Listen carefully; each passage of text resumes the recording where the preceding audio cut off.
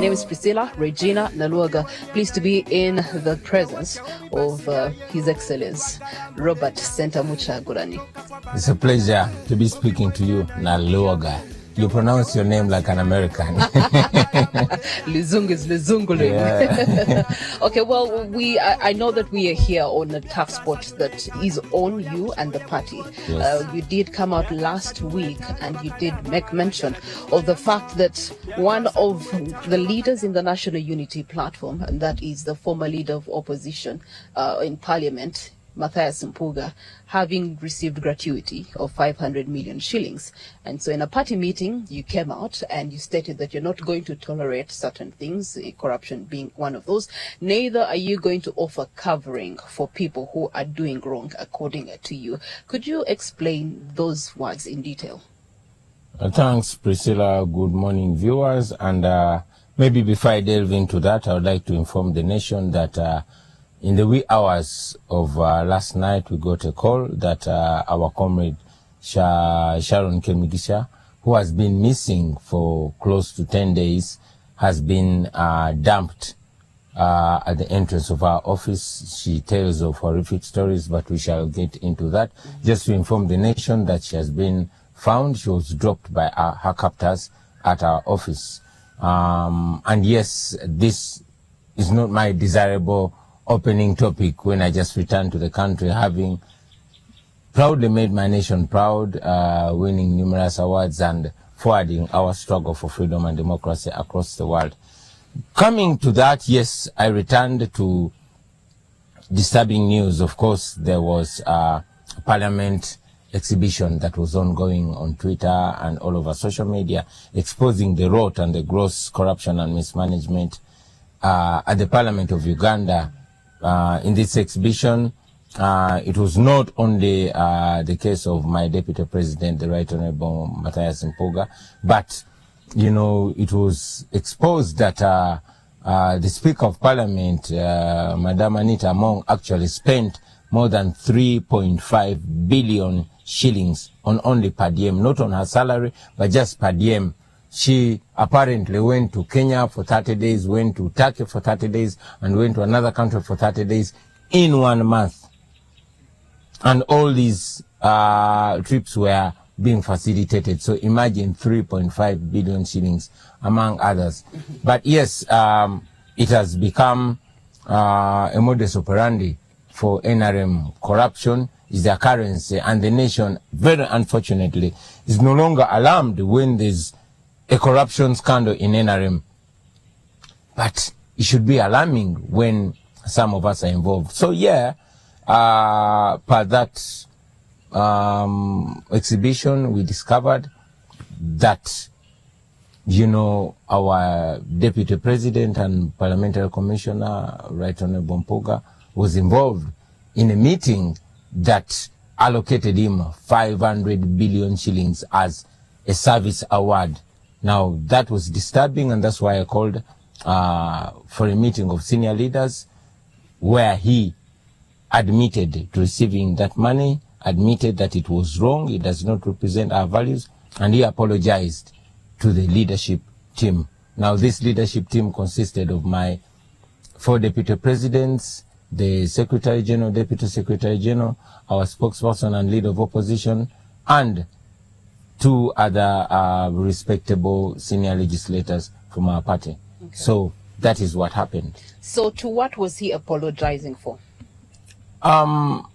He was apologizing for the wrongdoing, for getting involved in what we all agreed was a corruption scheme, for misrepresenting our values. And, you know, he indeed said that in hindsight, he realized he should have thought better.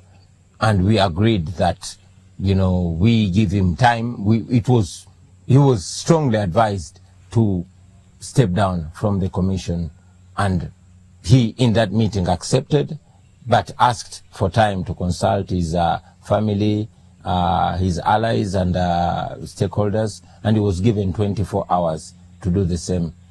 I was tasked in the meeting to keep in communication with my Deputy President on how to proceed. We never wanted to present it to the public in this way. we had requested my deputy president to set the narrative, to be the first to communicate. And there we would all, you know, we gave him the opportunity to set the narrative so that we all can, you know, communicate after him. Unfortunately, following my personal communication with him, he made it clear that he was not intending to communicate, and he gave me a go-ahead to communicate, and that's what we did. Okay, we want to first understand, when we say the word corruption, of course, I know it's one of the biggest challenges of the current government, the NRM government. Yeah. And the exhibition did a good job in, you know, exposing how much of taxpayers' money goes out there. But in this case, we're looking at monies that are given to the office that he was handling at that time, and it's given to him as a reward for service.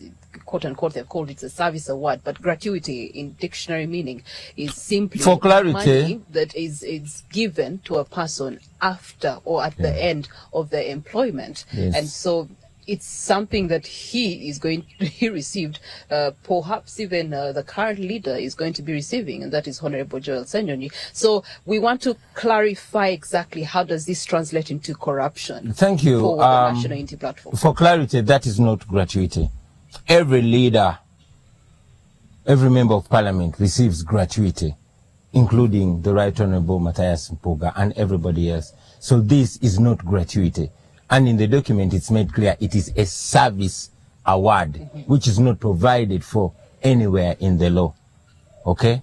This was done, you know, by 4 people, 3 NRM commissioners and Anita Among and Mpuuga, 5 people actually.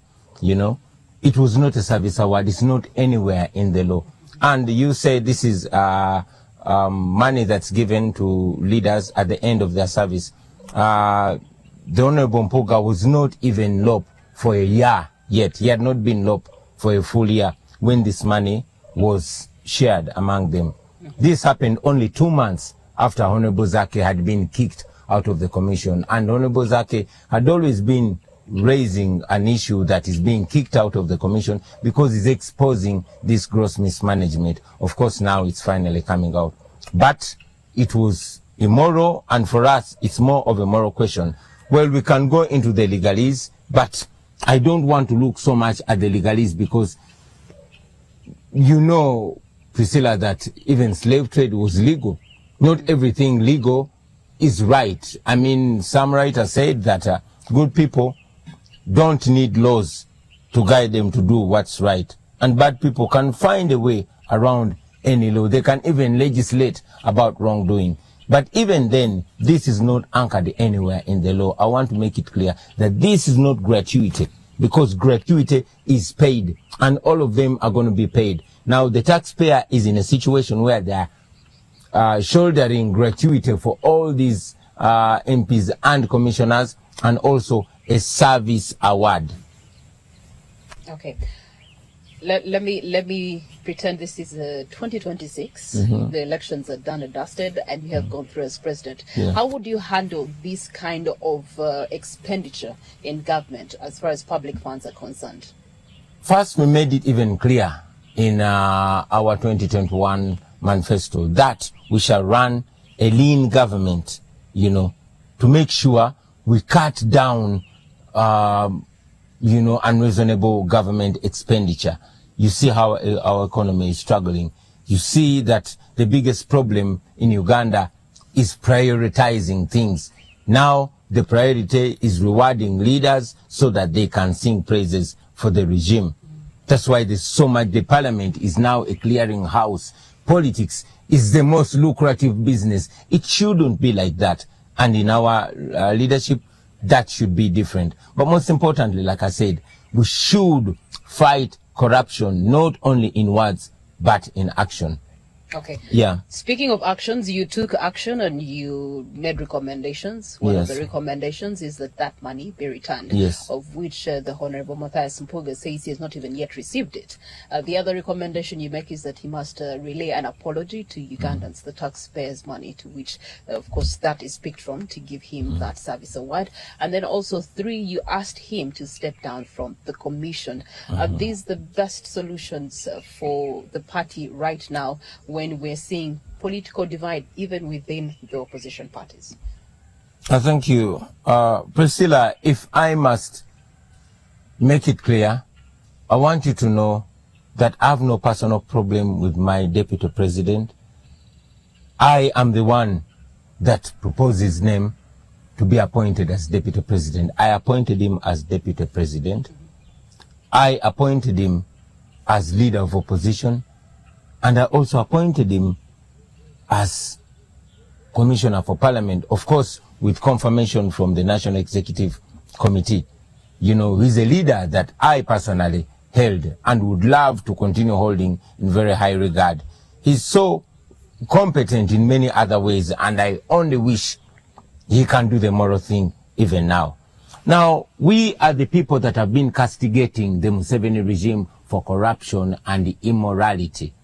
We have castigated Museveni for rewarding 42 people with 6 billion as a service award. You remember the experts that we were told saved Uganda from a loss of 2.8 trillion, and therefore General Museveni rewarded them with 6 billion. Now, these were 42 people, but we all in unison criticized them, including the Honorable Mpuuga. These people did not even get half of what he got. But because they were being paid, the taxpayer was paying them to do their job. So why should they be given extra billions for, you know, what extra work did they do?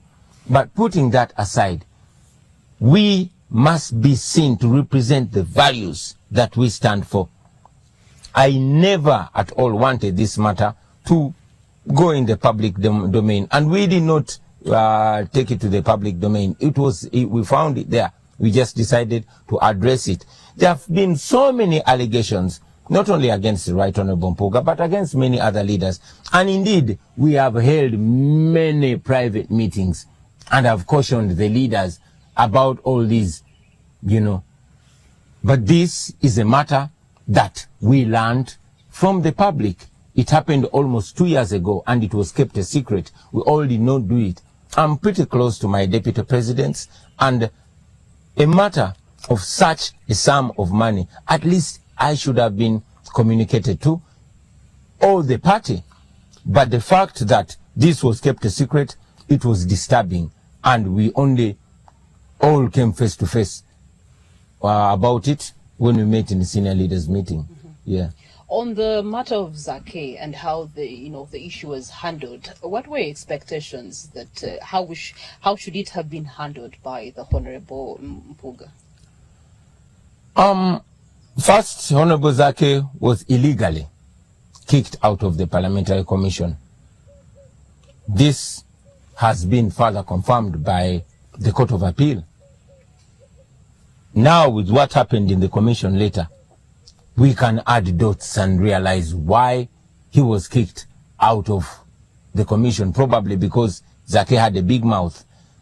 But that on the side, the way forward should be doing the right thing. You ask why we decided to handle it this way. We pledged to be transparent, and we owed it to the population to be transparent. And I don't want to do things because an election is coming. We want to be doing the right thing, whether an election is coming or is not coming. The time is always right to do what is right, and the right thing should be done. So we strongly believed that the right thing for a moral leader to do when a moral leader finds themselves in such a scandal is to honorably step aside, first to prove that these positions are not about life and death. And of course, when one finds themselves in the wrong, we owe it to the population to apologize to them, to make them know that we don't believe in impunity. That's what should set us aside from the Museveni regime, where a minister steals money meant for TB patients or HIV patients, and the next minute they are promoted simply because they help the president stay in power. It should not be about power. It should be about morality and about what is right. Okay. If the required asks are not met by the Honorable Mpuuga, He doesn't apologize for the money. It's not returned in when it's received. And then also he doesn't step down. What's the way forward as the National Unity Platform? How will you handle? What is the next stage of handling this matter? I know the Right Honorable Mpuuga is a smart man. And I know he really would love to keep his dignity. So I don't want to appear to be coercing him. You know, I respect him. He's still my deputy president as of now. He just has to, one, help himself and also help us and do the right thing, because we owe this to this entire generation. We need to show a moral example. So I believe that my deputy president will look into himself, will look into his conscience and do the right thing. And it's on this note that I actually want to, I've seen a lot of heat on social media. I want to encourage the people on social media to not be abusive to Honorable Mpuuga. Yes, hold him accountable, hold all of us accountable, because we are servant leaders, we are your servants. But don't be abusive, be respectful, and I'm not saying keep quiet. No, hold us to account, but in a respectful way. Okay. Yeah. Now, speaking of social media, let's talk about the power and the influence that the social mass has in changing the things around them. For example, of course, the parliamentary exhibition that you talk about, but there's other exhibitions and other ways that social media has been influential in opening up the eyes of the leadership of government and causing them to actually take a practical step into matters that should be of service delivery, efficient and effective to Ugandans. So in your perspective, how powerful is this tool of social media? Well, like you can hear with social media, the media owned and run by society. Social media has been very helpful. Of course, equally dangerous, but it has been very helpful. My personal desire was to cause a mass awakening. I was greatly inspired by Tupac Shakur, the rapper, who said, I cannot guarantee that I'll change the world, but I'll tell you, I'll spark the mind that will change the world. It is not me that will fix everything, but I want to challenge all stakeholders, and by all stakeholders, I mean all Ugandans, to get involved and own up these matters. You might not be able to go to the street because now this is a brutal regime. You might not be able to walk to the offices of these people, the leaders that make policies for you, that decide everything about your life and well-being, but you have a phone where you can, and I insist respectfully, raise your view and hold these leaders to account. I can guarantee to you that if it was not social media, if it was not that exhibition, we probably wouldn't know this, because it was kept as a nicely kept secret. But social media played a role. Of course, social media is equally dangerous, because a lot of misinformation is carried out on social media.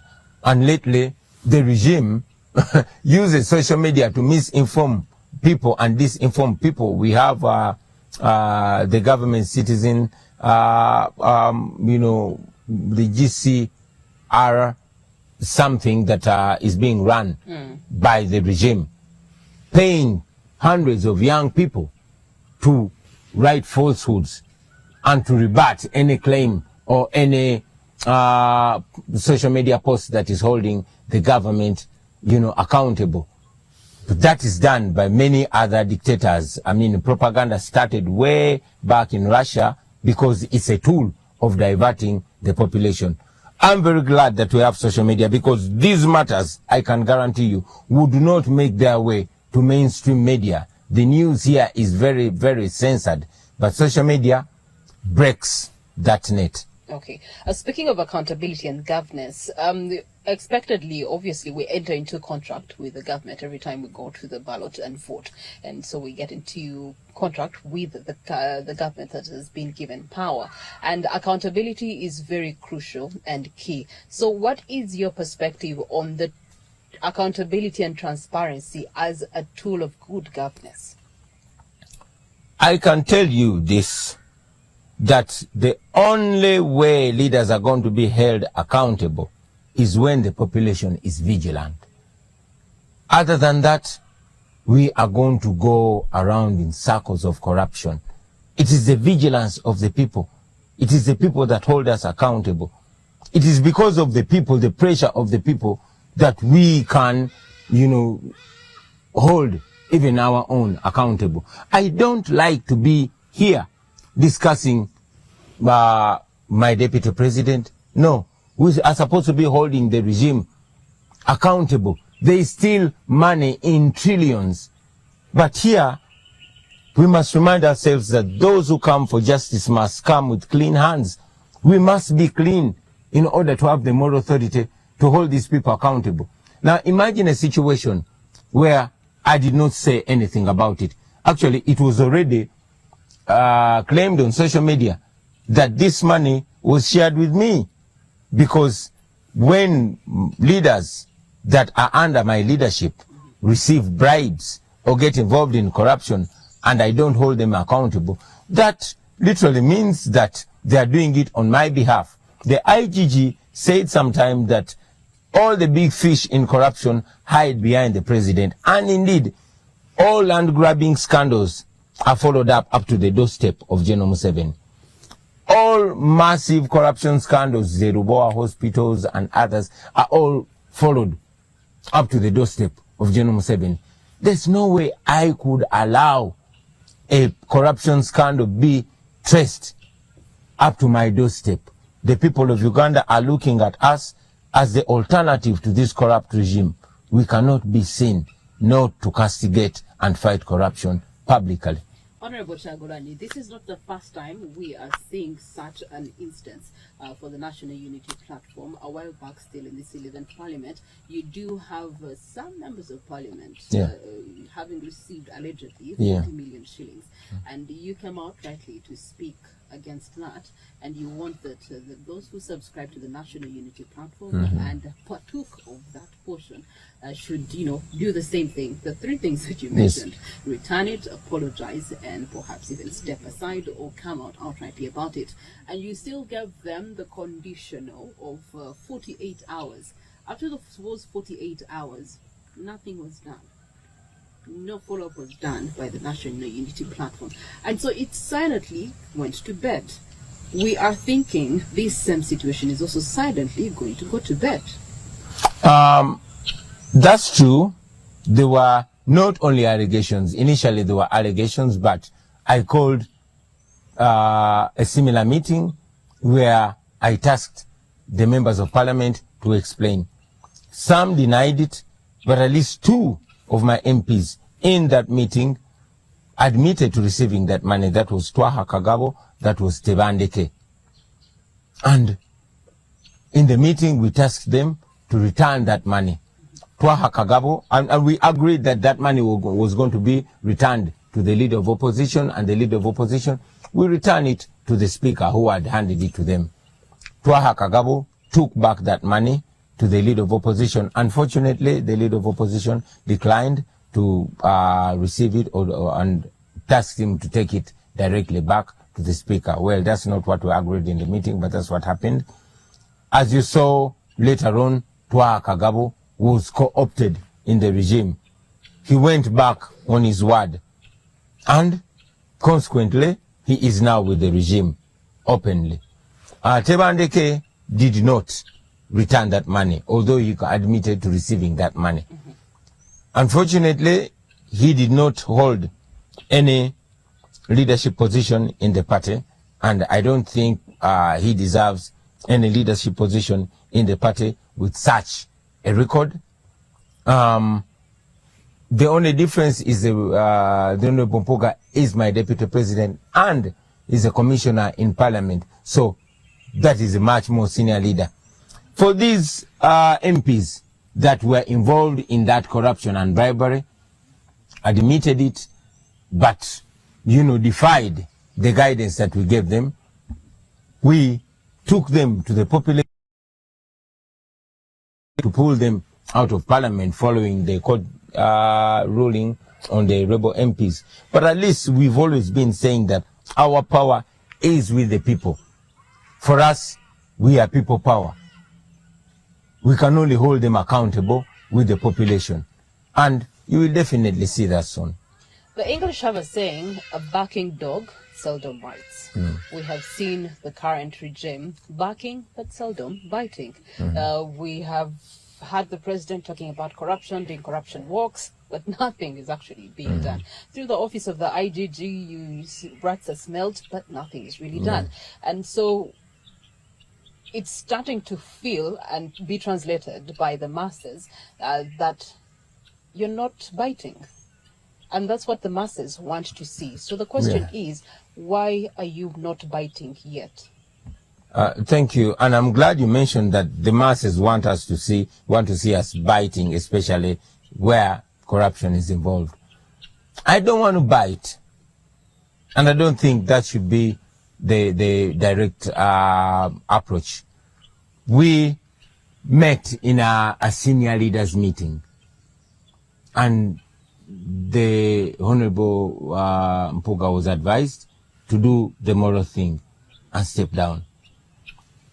Of course, it's very unfortunate that in his public statement that he released, he completely went from the facts.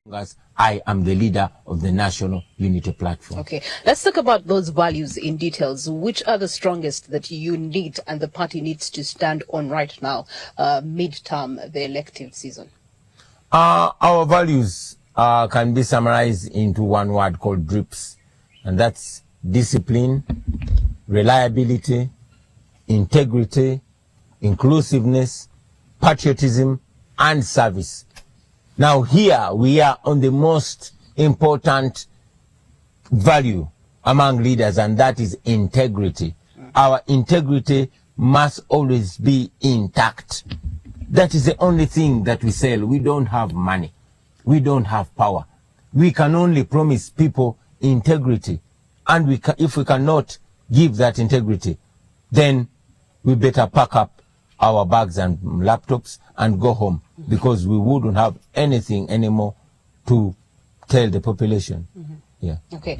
You also had a national tour, and people were strongly going behind your back in support of the National Unity Platform as you're opening up offices in different parts of the country. You as a leader, you may be of this mindset with the DRIPS strongly embedded in your mind, but there are those that are starting and have been subscribing to the National Unity Platform since it's opened its doors of democracy. How do you intend to instill these principles down to the wananchi so that it's the same voice that they speak? Well, we the leaders are supposed to be the custodians of what we believe in. We are supposed to be the examples.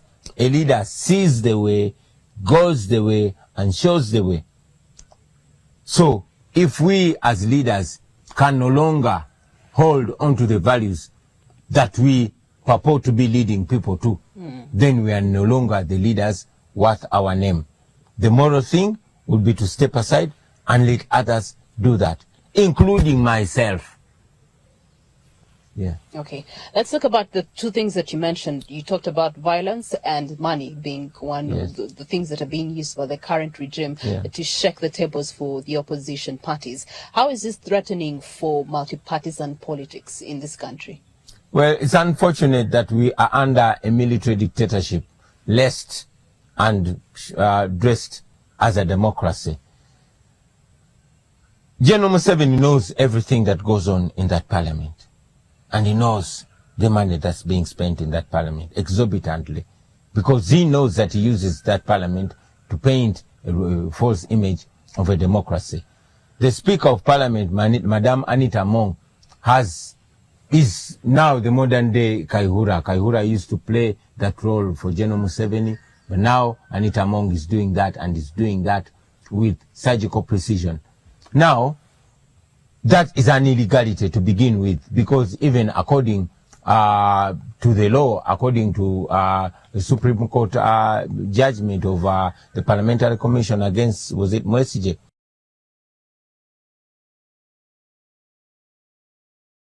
which had to be brought by a member of the executive. Now, in this meeting in particular, there was no member of the executive. It was Anita Mong, it was the three commissioners from NRM and the Honorable Matthias Mpuuga.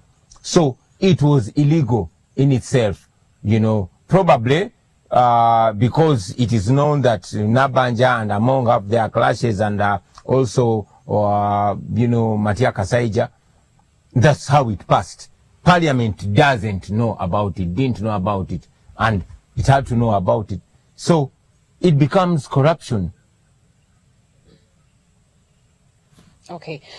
We do have another faction. For example, the chairperson of the Massacre National Unity Platform Elders Council, Mr. Charles Mpanga, also, you know, in a statement, he said that he's accusing the party president of acting on falsehoods perpetrated by a clique of individuals that deliberately misrepresent the facts to malign Mpuuga over the selfish interests. And he goes ahead to say that this is belittling and undermining leaders who are perceived to be capable of taking over your leadership when your terms end, according to the revised constitution of the National Unity Platform.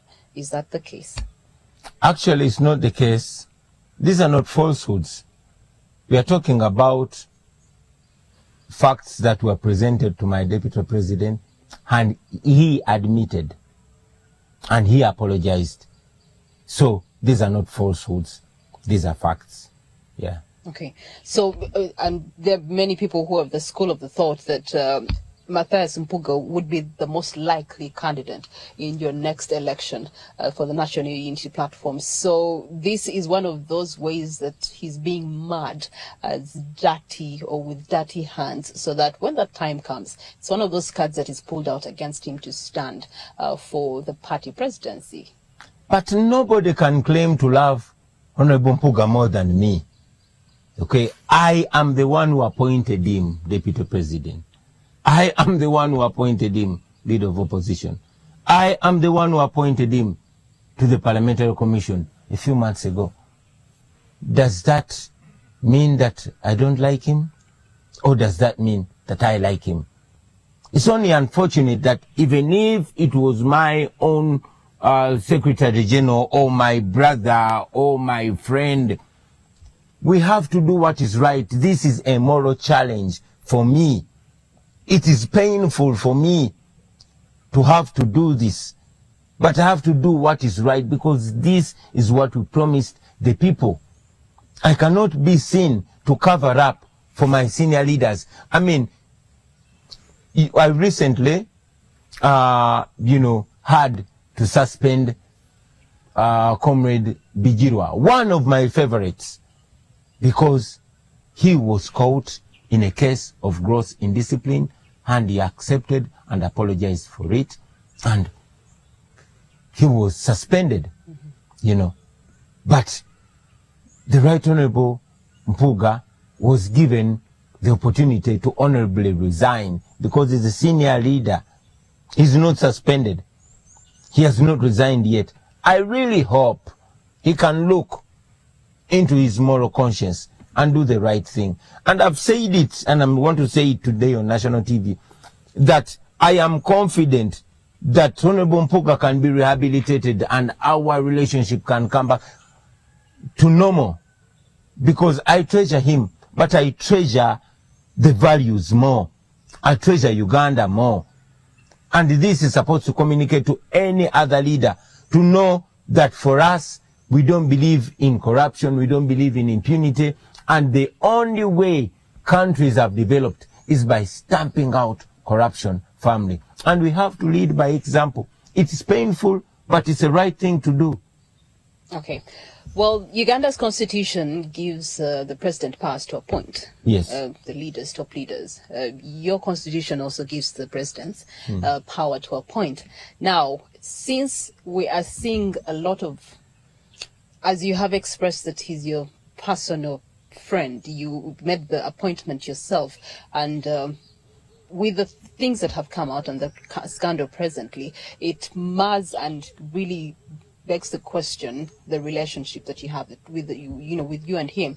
And we have seen the same questions being raised by ministers, speaker, or you do have the prime ministers who have been appointed, and people have been asking why so and so, what did they do to deserve this and this. But it's simply with the power in the constitution.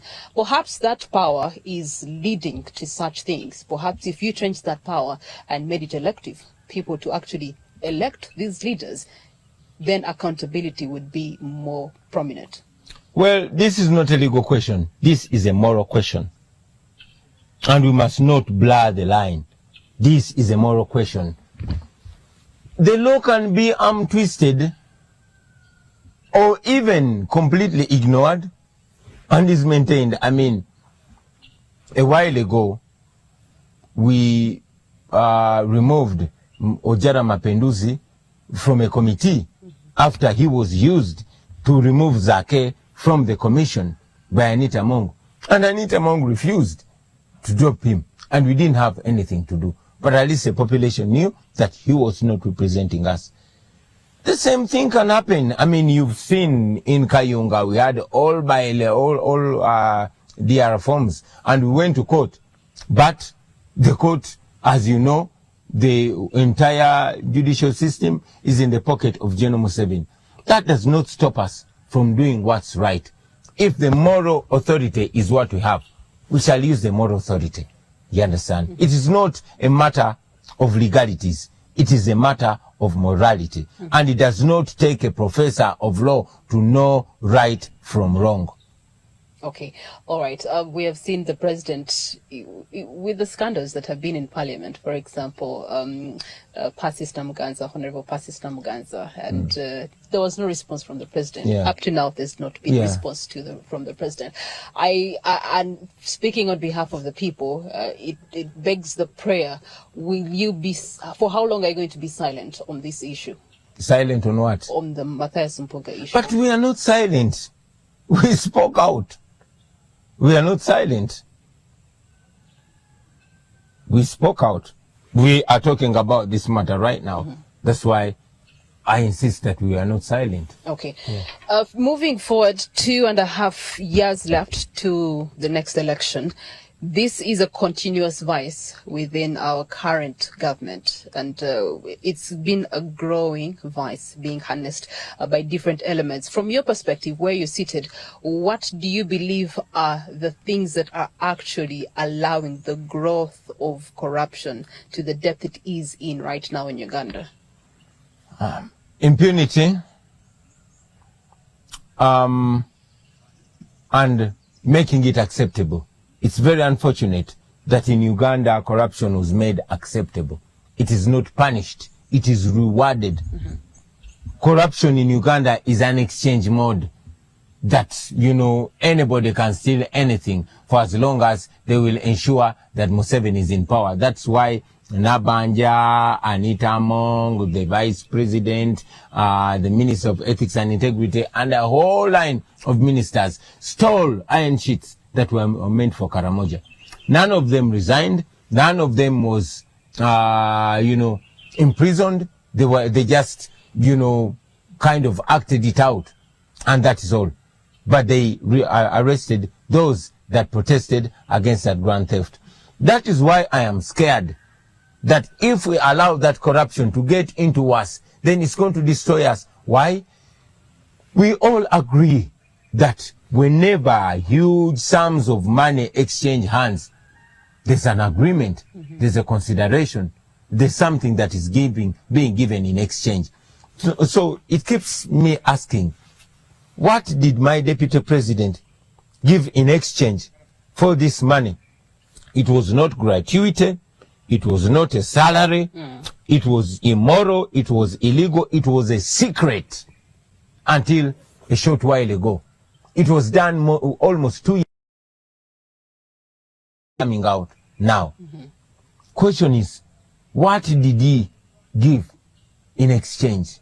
Or what did he promise in exchange? So I am concerned, and the nation is concerned, but I am tasked to speak and ask and questions for the nation, and that's exactly what we are doing. And the same question I will ask anybody that I catch in such a scandal with evidence. I must insist that there are many that's what I was going allegations. To say, that where do we draw the line in accusation falsely or allegedly, and you having or digging out evidence so that you are really doing it on evidence-based approach? Because, for example, the FTC, we keep asking ourselves, but where are the traces of this money? Bring the paperwork, bring the exchange files here and there so that people can understand that it's really a thing that is this deep and has evidence to it. So that leaves the National Unity Platform, they are the biggest opposition party in the country presently, in a tough spot of you must have evidence in order to press the buttons that you're pressing. There are many allegations that have been presented to me. Very many. And many of them without evidence. You know, and when something has no evidence, I continue treating it as an allegation until I have evidence. And sometimes evidence has been brought to me, but it has been denied by the accused people, you know. And sometimes that evidence has not been substantial enough. But I must also say that many cases of such nature have come to me in privacy, and therefore there's not been need to bring them to the public. But this is a matter that was raised in the public domain. This is a matter upon which evidence was presented to me. Most importantly, this is the evidence that I presented to my deputy president, to which he admitted and apologized. That is why he was tasked to be the one to set the narrative to the population. Okay. Before we set the narrative. We do have some questions here from people, our audience online. There's someone who's sent in a message and asked, when did you last engage with MPs on parted issues concerning the party? And were they also engaged on this matter of Honorable Matthias Mpuuga before you outrightly came out? Of course, you've mentioned that you spoke to your leadership before you came out to address the meeting that you addressed, but generally on engaging your members of parliament on patent issues concerning the National Unity Platform and the drips that you did mention about, where do you stand right now? Well, we continuously engage with our leaders at all levels. We engage with the members of parliament, but when I'm not available, they have a leadership. They engage with the leader of opposition. When I appoint a leader of opposition, of course, with confirmation of NEC, but I say I appoint because I propose the names. So I say I because I take full responsibility. So when I, with my party, appoint a leader of opposition, we don't appoint a leader of opposition without power. We give them all the power to run matters on our behalf in parliament. Okay. Yes, I engage my members, my leaders at parliament, but, you know, they have a leadership there that constantly takes them. And these are not children to be reminded of our values. It's important to remind them, but I believe there are senior leaders who should instead be reminding their junior leaders about the same values. Okay. Another question coming through here, there's asking, why did you distance yourself from the constitutional amendments proposed by the leader of opposition then, Matthias Mpuuga, at the Munyonyo retreat? And what are your plans for elections without amendments?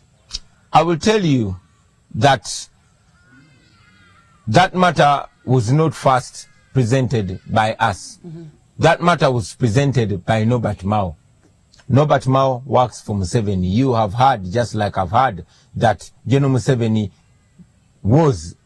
is still trying to change the constitution to remove elections, to make sure parliament is the one that is should be electing the president, which is wrong, which would be disenfranchising the people of Uganda. So when Norbert Mao was engaging with our leader of opposition, and this matter was not being substantially discussed by the party, we raised questions. Why do we go into something that we have not substantially discussed, that we don't have a position on. But most importantly, something that we know will most definitely be used. They present as if they're presenting constitutional amendments, and they smuggle in their own things, and that has been the way Museveni does things. You know, when he's amending the constitution to stay in power forever and remove the age limit, he lied to the MPs that he was trying to extend their tenure to 7 years. Of course, he got what he wanted, and he used them. But most importantly, even with the messed up laws that we have, if they were respected, we would have a democracy. But they are not respected. You've seen how the military completely takes over the election. That is illegal, but that is what happens. You have seen how opposition leaders are harassed. That is illegal, but it is happening. So even the law, the way it is not respected. So we did not want to be dragged into a narrative that is set by Museveni and not by us. Okay. Well, it's interesting because one of the people here begs a question and says, are you ready to be replaced in party leadership? But of course, you have to wait. We have to wait out the 2 elective terms. Yeah. And then that decision will be made then. It's too early to. Definitely. We are democratic leaders. I did not come into politics to be another Museveni. No. I came to lead the charge for change. Okay. And it does not necessarily mean that it has to be me. Speaking of change, on the global scene, you've been making some changes through the documentary. You've been awarded Cinema Eye and also Cinema for Peace. Those are the awards that you have bagged so far. There's also the nomination for Oscars. Congratulations on that. Thank you. How is this propelling the agenda of the National Unity Platform? It's definitely working very positively for our agenda of change and democracy and freedom in Uganda. You will notice that General Museveni is keeping us on chokehold, not mainly because of what he gets from Uganda. The Museveni government is heavily funded by the American government. The American government gives Museveni up to $1 billion every year. And that is only the US, not the EU, you know. So America has values, democracy, rule of law, human rights and all that. But, you know, they are dealing with a dictator, either pretending that they don't know or well knowing, but because Museveni is their puppet and, you know, fulfills their agenda and honors their interests. So with this documentary, we are taking the argument to the US, the EU and the entire international community to tell them this is exactly what you're sponsoring. I will remind you that once upon a time, Margaret Thatcher, the then UK Prime Minister, called Nelson Mandela a terrorist. And indeed, Nelson Mandela was on the terrorist list for a long time. You know, they did not respect the African struggle in South Africa and all other parts of Africa because they were lied to. Well, the leaders might not have been lied to, but the population, I can guarantee to you that many people in America and the world did not know that Museveni is a dictator, did not know that people get massacred on the street, did not know that Museveni jails opposition leaders, kills people and rigs elections. So just like that documentary against apartheid came out in America and Europe in 1986, and it changed everything because it is in that year after the release of that documentary that the US government was so ashamed of supporting the apartheid government. They changed their policy, they cut their aid from the apartheid government, and ultimately the apartheid government fell. Nelson Mandela got released from jail, and the rest is history. We strongly believe that after the maximum exposure of the Museveni atrocities to the population of the United States of America and the EU, then America, the administration in Washington, will have no option but to do the right thing, because they will be held to account by the population, by their voters. They will have to do the right thing, and that is cutting aid from Museveni and cutting ties until Museveni does the right thing. Now imagine a situation where Museveni can no longer get the $1 billion that he gets from America. Imagine a situation where the EU does not give tear gas or guns or aid to General Museveni. That would mark the end of Museveni and the beginning of freedom in Uganda. So that's how important that documentary is. I'm very glad that that documentary was well received internationally. It has won numerous awards, including the prestigious Cinema Eye Award and the amazing, Cinema for Peace Award, which we received together with the Pope Francis, Hillary Clinton, Ban Ki-moon, former Secretary General of UN, and others. And we hope it is continuously going to, show our plight and to hold leaders accountable, not only those present ones, but those in the past. I will also conclude on that matter by saying that the West and the whole world it had come to shape an understanding on Idi Amin based on films and books. Films which were even fictional, and books that were even accounts of singular individuals. But this is a documentary where everything was not acted but filmed. So don't joke with an artist. That is how effective art can do. It can change things. Also, in closing, we wanted to ask you, what do you believe should be Uganda's priorities as we stand today? We are in the budgetary season, planning for the next financial year. And from where you're seated, with all the traversing that you've been doing globally, and from what you've been exposed to,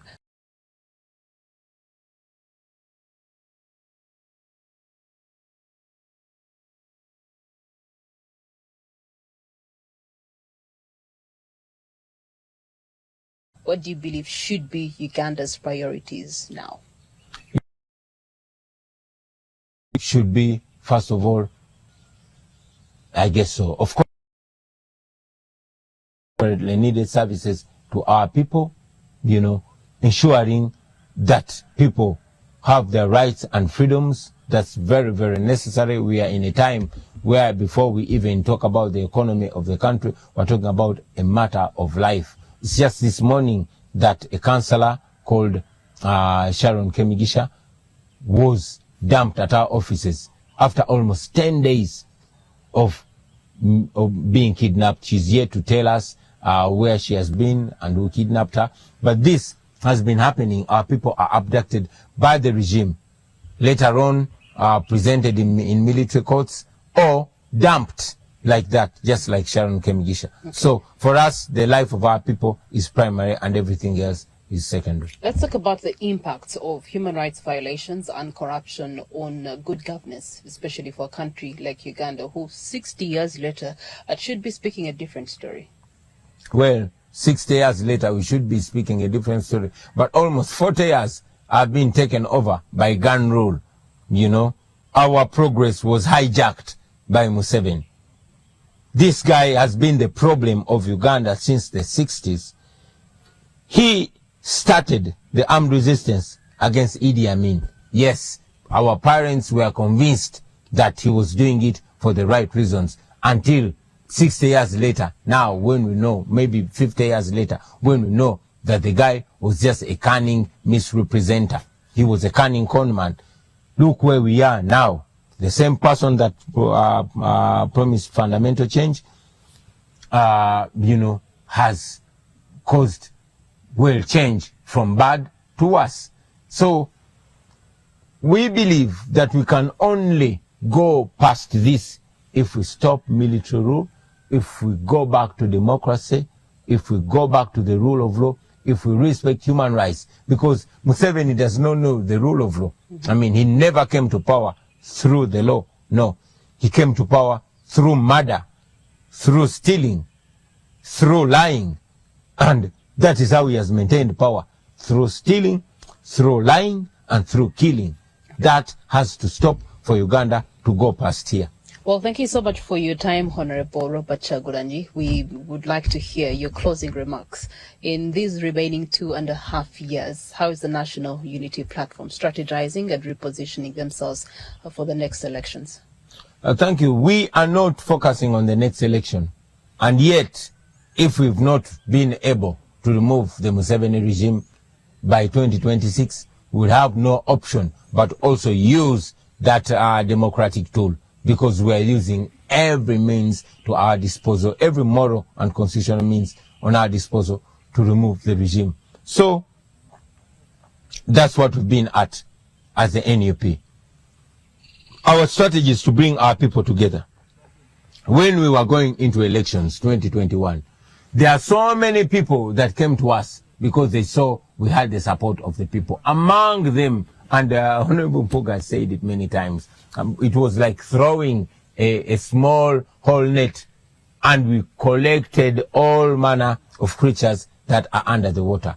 We need to sort ourselves, but the public will help us to sort ourselves. But the marking scheme are our values. Mm-hmm. Unfortunately, this is going to drop the big, the small, the young, the old, and all that. But ultimately, we have to have a team that presents our values. I must close by telling the population that this is not a political issue. It is completely a moral issue. It is not, I know that many politicians, especially in such a critical time, are going to jump in to drive their political agendas. There are many people that this one wants to run against this one wants to become MP, this one councillor, this one mayor. So they're going to jump onto this. This is not a political issue. It is not a fight for positions. It is a fight for the soul of the National Unity Platform.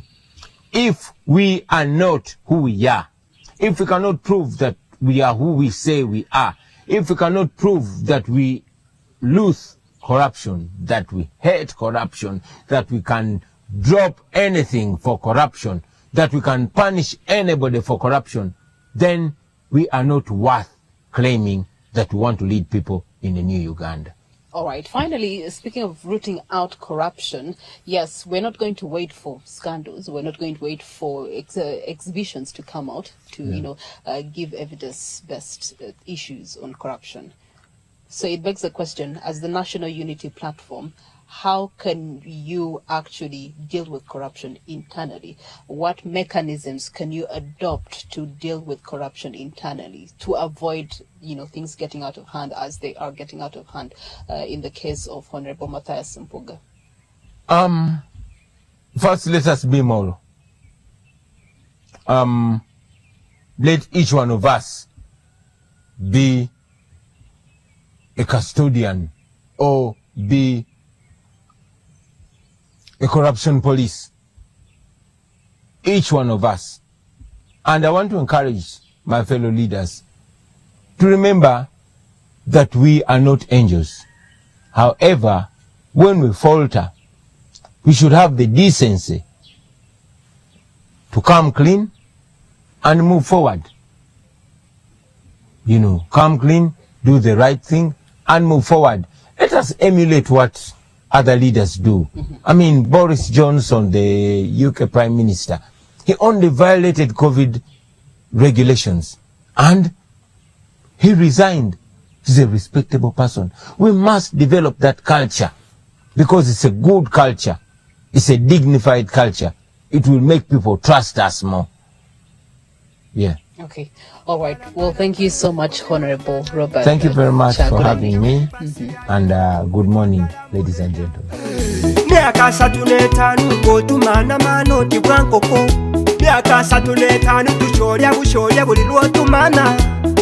35 bakadama balajana temubayamba. Myaka 35 bakadama bali mukufira mu biyumba. Myaka 35 gyosanga basoma ng'emirimu gyabula. Eno gavumenti teswala toka kwa balabala. Bobi Wine anaingia jawa bibasi bya yero fe twagala ambulela. Toka kwa balabala Bobi Wine anaingia jawa Kyawo bibasi bya yelo, ffe twagala